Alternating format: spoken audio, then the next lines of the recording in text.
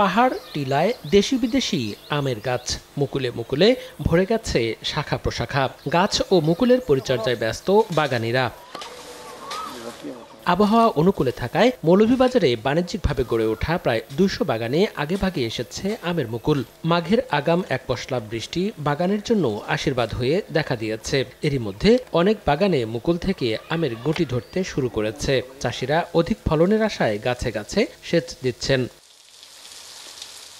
জেলায় স্থানীয় জাতের পাশাপাশি আম্রপলি, হাড়িভাঙা, ল্যাংড়া, ফজলি ও অমৃতসাগর প্রজাতির আমের বাগান বেশি রয়েছে। সদর, শ্রীমঙ্গল, কমলগঞ্জ, বড়লেখা ও কুলাউড়া উপজেলার পাহাড় ও সমতল জমিতে আম বাগানের সংখ্যা বেশি। প্রাকৃতিক বিপর্যয় না হলে এবার বাম্পার ফলনের আশা চাষিদের। গেছে বছর আমরা প্রায় ৪৫,০০০ টাকার মতন আমরা বিক্রি করছি।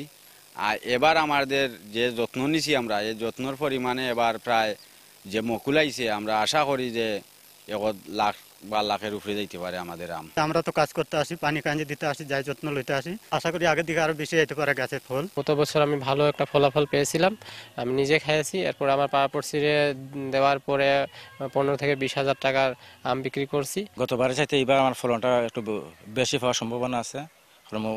মুকুলের পরিমাণটা খুবই বেশি। আমের মুকুল ও গুটিতে নিয়ম মেনে স্প্রে করার পরামর্শ দিচ্ছে কৃষি বিভাগ। বিভিন্নভাবে কৃষক ভাইদেরকে পরামর্শ দিচ্ছি। পরাগায়নের পরে মটরশুঁটি দানা যখন হবে আম, তখন একটি স্প্রে করার জন্য তার ১ মাস পর একটা স্প্রে করলে